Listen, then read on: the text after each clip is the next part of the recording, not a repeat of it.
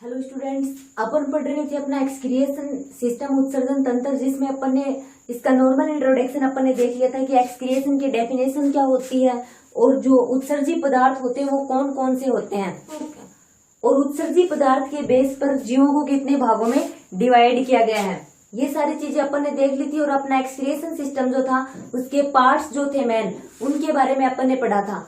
अब अपन देखेंगे अपना जो किडनी होती है, एक्सक्रिएशन सिस्टम का ये पार्ट होती है, अपने उत्सर्जन तंत्र का एक भाग है किडनी, वक्त जिसको हिंदी में बोला जाता है। उसकी जो संरचना है, उसकी संरचना के अपन पूरा डिटेल से स्टडी करेंगे कि वो किन से मिलकर बनी हुई होती है। तो मानव का जो वक्क होता है वो क्या होता है, चारों ओर से तंतुमय संयोजी ऊतक से ढका रहता है, और जिसको क्या बोला जाता है, उसको वक्क संपुट बोला जाता है। और उस वक्क संपुट के नीचे अपनी जो किडनी होती है वो दो भागों में विभाजित होती है। और वो दो भाग कौन से, एक तो अपना आएगा मध्यांश या मेडुला, और सेकंड जो होगा वो अपना वल्कुट। वल्कुट और मध्यांश जो है वो किडनी के दो पार्ट होते हैं, इसके बारे में आपने पहले भी पढ़ा होगा। तो सबसे पहले अगर अपन बात करें वल्कुट पार्ट की, तो वल्कुट पार्ट कहाँ पाया जाता है, अपन ने किडनी की स्ट्रक्चर की जब स्टडी की थी उसमें ही होते हैं ये पार्ट। डिटेल से जब अपन इसकी स्टडी करते हैं तो अपना बाहर का जो ये तंतुमय संयोजी ऊतक का ये भाग होता है, इसके जस्ट नीचे जो पार्ट पाया जाता है वो अपना वल्कुटी पार्ट होता है, जो किस कलर का दिखाई देता है, गहरे लाल रंग का दिखाई देता है। और वल्कुट के कुछ संकरे उभार जो होते हैं वो मध्यांश के हरी भाग में धसे रहते हैं, और जिनको क्या बोला जाता है, उन्हें वर्तनी के स्तंभ बोला जाता है। ठीक है, अपने वल्कुट भाग के कुछ संकरे उभार जो होते हैं वो मध्यांश भाग में धसे रहते हैं, जिनको वर्तनी के स्तंभ बोलते हैं अपन। और अपने इस वल्कुटी पार्ट में क्या क्या पाए जाते हैं, अपना जो मेलपीकी काय होता है वो किससे मिलकर बना होता है, मेलपीकी काय वक्क की नलिकाओं से। अपना दूरस्थ कुंडलित भाग और अपना समीपस्थ कुंडलित भाग, इनके बारे में अपन आगे स्टडी करेंगे। ठीक है, ये सारे पार्ट्स किस में पाए जाते हैं, अपने वल्कुटी पार्ट में। अगर सेकंड पार्ट की अपन बात करें तो सेकंड पार्ट कौन सा था, अपना सेकंड पार्ट था मध्यांश। अपने वक्क का जो भीतरी पार्ट होता है वो होता है मध्यांश, और इसमें क्या पाए जाते हैं, अपने हेलने का जो भाग होता है ये जो यू आकार का है ये, और अपनी जो संग्रह नलिका का पार्ट होता है ये दोनों पार्ट किसमें पाए जाते हैं, अपने मध्यांश वाले पार्ट में। और मध्यांश के बाहरी भाग में वल्कुटीय भाग जो धसा रहता है, जिसके कारण मध्यांश में शंखाकार उभार दिखाई देते हैं, जिन्हें अपन क्या बोलते हैं, जिन्हें पिरामिड बोला जाता है। और ये पिरामिड एक प्याले नुमा गुहा में स्थित होते हैं, जिसे क्या बोला जाता है, जिसे कैलिक्स बोला जाता है। ये अपने इस पार्ट में दिखाई देते हैं जब अपन इसकी जूम अपन डिटेल से स्टडी करते हैं उस टाइम। और फिर जो अपना ये कैलिक्स पार्ट होता है ये किस में खुलता है, अपनी मूत्र वाहिनी में खुलता है। ठीक है, अब अगर अपन आगे अपन किडनी में बात करें, अपनी जो किडनी होती है, यहाँ से इम्पोर्टेंट क्वेश्चन भी बताना है, किडनी जो होती है उसकी संरचनात्मक एवं क्रियात्मक इकाई कौन सी होती है, अपनी वक्क नलिका नेफ्रॉन जो होती है वो किडनी की क्या होती है, संरचनात्मक और क्रियात्मक इकाई होती है। और मनुष्य जो होता है, मनुष्य के एक वक्क में लगभग 20 से 30 लाख महीन कुंडलित नलिकाकार कोशिकाएं पाई जाती है, जिनको क्या बोला जाता है, जिनको नेफ्रॉन या वक्क नलिकाएं बोला जाता है। और जो मनुष्य होता है, मनुष्य के प्रत्येक वक्क में, प्रत्येक किडनी में लगभग 10 से 12 लाख तक क्या पाई जाती है, पतली महीन कुंडलित नलिकाओं की संरचना पाई जाती है, जिनको अपन क्या बोलते हैं, जिनको वक्क नलिकाएं या नेफ्रॉन बोला जाता है। और इन्हीं नलिकाओं में क्या होता है, इन्हीं नलिकाओं में मूत्र निर्माण की क्रिया होती है, और जिसमें क्या घुले रहते हैं, जिसमें अपने नाइट्रोजनी पदार्थ घुले रहते हैं। अगर अपन इस वक्क नलिका की, अगर नेफ्रॉन की संरचना की बात करें, कितने भागों में विभाजित होती है, अगर उसके पार्ट अपन देखें, अगर फर्स्ट पार्ट की बात करें, वो पार्ट अपन उनके, आप लोगों ने पहले भी उन पार्ट्स के बारे में सुना होगा। अपना मेलपीकी काय, सेकंड गिरवा, थर्ड है समीपस्थ कुंडलित भाग,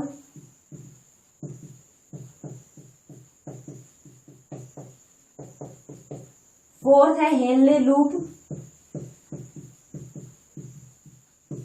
फिफ्थ है अपना दूरस्थ कुंडलित भाग,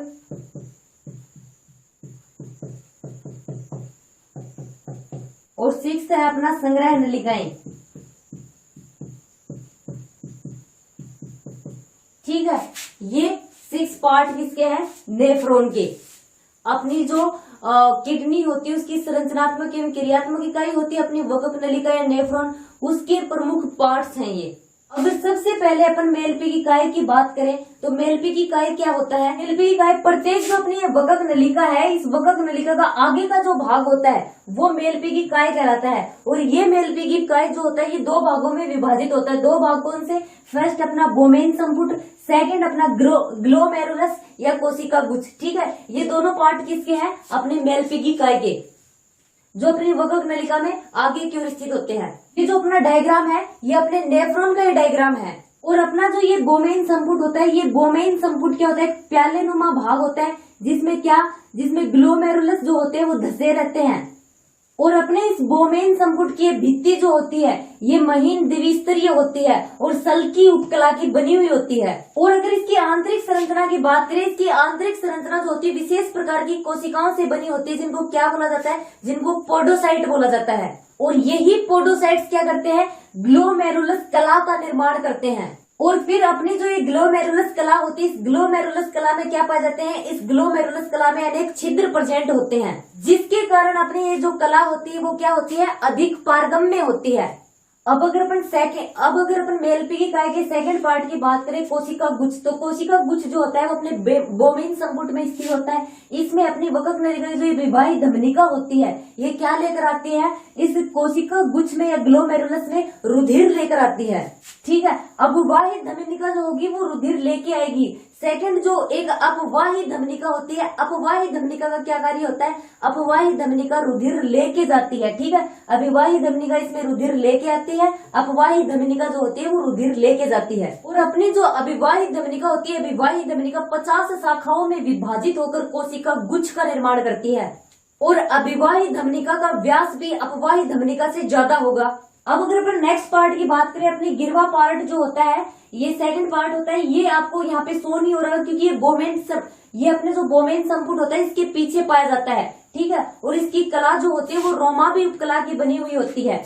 अब अगर अपन थर्ड पॉइंट की बात करें, समीपस्थ कुंडलित भाग, तो समीपस्थ कुंडलित भाग जो होता है ये गिरवा के पीछे मोटा पार्ट पाया जाता है, एक नलिका नुमा। और अपना जो समीपस्थ कुंडलित पार्ट होता है इस पर इसकी अगर अपन आंतरिक संरचना देखते हैं उस पर अनेक सूक्ष्मांकुर पाए जाते हैं। और वो सूक्ष्मांकुर किसका निर्माण करते हैं? वो आंतरिक किनारों पर जो सूक्ष्मांकुर पाए जाते हैं वो बुर्स बॉर्डर का निर्माण करते हैं। ठीक है, आंतरिक किनारों पर सूक्ष्मांकुर पाए जाएंगे वो बुर्स बॉर्डर का निर्माण करेंगे,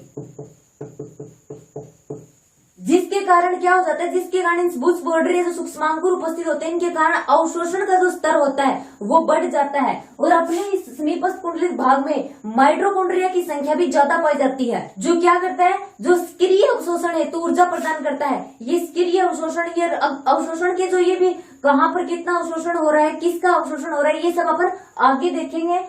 जब अपन यूरिन निर्माण की जब क्रिया विधि पढ़ेंगे उस टाइम देखेंगे। ठीक है, तो यहाँ पर क्या होता है? अपना अवशोषण का स्तर जो होता है वो बुर्स बॉर्डर या सूक्ष्मांकुरों के कारण बढ़ जाता है। और अपना जो समीपस्थ कुंडलित भाग होता है इस पर माइटोकॉन्ड्रिया की संख्या भी ज्यादा होती है, जो सक्रिय अवशोषण के लिए क्या करता है? ऊर्जा प्रदान करता है। क्योंकि माइटोकॉन्ड्रिया की संख्या ज्यादा होगी तो एनर्जी का फॉर्मेशन होगा, और एनर्जी किस काम में आएगी? अवशोषण जो होगा सक्रिय अवशोषण को करने में। अपना जो यहाँ पर कोशिकीय गुच्छ से आगे जो रुधिर आएगा, जो अवशोषण होगा, अवशोषण की अगर अपन बात करें तो समीपस्थ कुंडलित भाग होता है ना, यहाँ पर अपना कोशिकीय गुच्छ निस्यंदन जो छन कर आता है इस पार्ट से, उसका लगभग 2/3 भाग जो होता है उसका अवशोषण कर लिया जाता है। वो अपन सारी चीज आगे पढ़ेंगे। जो अपना बोमेन संपुट होता है यहाँ पर जितना रुधिर आ जाता है वो सारा का सारा लास्ट में जाकर एक्सक्रिएशन, उसका उत्सर्जन नहीं होता है। उसमें कुछ इंपॉर्टेंट क्या पाए जाते हैं? कुछ तत्व भी प्रेजेंट होते हैं जो अपने काम का जो उपयोगी भाग होता है उसका अवशोषण कर लिया जाता है इन पार्ट्स में। बाद में जो कुछ भी बचता है उसका एक्सक्रिएशन शरीर से बाहर किया जाता है। अब अगर अपन नेक्स्ट पार्ट देखें, अपना हेनले का जो लूप है ये आपको यू आकार का दिखाई दे रहा होगा।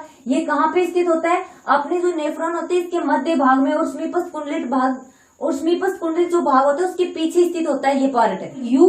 और ये जो होता है यू आकार का नलिकाकार पार्ट होता है जिसको अपन क्या बोलते हैं? हेनले लूप बोला जाता है इसको। और ये हेनले लूप 2 भागों में विभाजित होता है, अवरोही भुजा और आरोही भुजा में। तो अपने जो समीपस्थ कुंडलित भाग जो होता है ये हेनले लूप की जो अवरोही भुजा होती है उसमें खुलता है। और जो अपनी आरोही भुजा होती है वो आरोही भुजा किस में खुलती है, वो दूरस्थ कुंडलित भाग में खुलती है। ओके, अपना जो ये हेल्ले लूप या हेल्ले पास होता है ये दो भुजाओं में विभाजित होता है, आरोही भुजा और अवरोही भुजा। अवरोही भुजा जो होती है समीपस्थ कुंडलित भाग जो होता है अवरोही भुजा में खुलता है, और आरोही भाग जो होता है वो दूरस्थ कुंडलित भाग में खुलता है। अब अगर आगे नेक्स्ट पार्ट की अपन बात करें दूरस्थ कुंडलित पार्ट की, तो अपना जो हेल्ले लूप होता है अपन ने भी डिस्कस किया था, हेल्ले लूप का आरोही भाग जो होता है वो दूरस्थ कुंडलित भाग में खुलता है। ये अपना जो वलकुट होता है, ये अपना जो वक्र होता है उसके वलकुट भाग में स्थित रहता है। अपन ने पढ़ा था वलकुट भाग में कौन कौन से क्षेत्र आते हैं और मध्यांश भाग में कौन कौन से क्षेत्र आते हैं। तो वक्र के वलकुटी भाग का क्षेत्र है ये दूरस्थ कुंडलित भाग, और इसमें समीपस्थ कुंडलित भाग की तरह सूक्ष्मांकुर नहीं पाए जाते हैं। अब लास्ट पार्ट की बात करें तो अपनी संग्रह नलिका आती है, ये आपको दिखाई दे रही होगी, ये अपनी क्या है, संग्रह नलिका है। तो अपना जो किडनी होती है, किडनी का जो ये दूरस्थ कुंडलित भाग होता है ये किस में जाकर खुलता है, ये संग्रह नलिका में जाकर खुलता है। प्रत्येक संग्रह नलिका जो होती है, इस प्रत्येक संग्रह नलिका में कई वक्र नलिकाएं आकर खुलती हैं, और ये बहुत सी संग्रह नलिकाएं फिर आपस में मिलकर प्रमुख मोटी संग्रह नलिका का निर्माण करती हैं, और उसको फिर क्या बोला जाता है, उसको बेलिनाई की वाहिनी बोला जाता है। और अपनी जो ये नलिकाएं होती हैं, ये नलिकाएं वक्र श्रोणी भाग में पेल्विस पार्ट में खुलती हैं। और ये पेल्विस पार्ट कहाँ पर पाया जाता है, जो अपनी मूत्र वाहिनी का जो चौड़ा पार्ट होता है वहां पर प्रेजेंट होता है। और अपनी जो संग्रह नलिकाएं होती है, अपन ने वक्र के पिरामिड का जिक्र किया था, ये वक्र के पिरामिड में स्थित होती हैं। ये ग्रंथिल उपकरण द्वारा आश्रित होती है। ठीक है, ये तो हो गई अपनी नेफ्रॉन की संरचना, ये था इसका पूरा का पूरा डायग्राम। सबसे पहले अपना मेलपीकी काय आता है जो दो भागों में डिवाइड होता है, भूमिहीन संपुट और ग्लोमेरुलस। ठीक है, अभिवाही धमनिका होती है, वो क्या है, यहाँ पर रुधिर लेकर आती है। ठीक है, और अपवाही धमनिका जो होती है वो वापस रुधिर लेकर जाती है।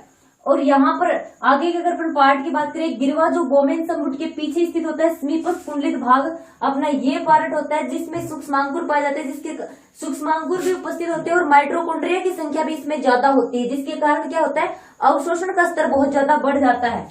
और उसके बाद में अपना नेक्स्ट पार्ट की बात करें तो हेल्ले लूप या हेल्ले पास पाया जाता है, यू आकार का होता है। इसका जो ये दो भुजाओं में विभाजित होता है, अवरोही और आरोही भुजा। इसकी अवरोही भुजा जो होती है वो समीपस्थ कुंडलित भाग अवरोही भुजा में खुलता है, और आरोही भुजा में दूरस्थ कुंडलित भाग खुलता है। ओके, यहाँ पर अपना दूरस्थ कुंडलित भाग आ जाता है, फिर दूरस्थ कुंडलित भाग जो होता है वो आगे जाकर संग्रह नलिका में खुलता है।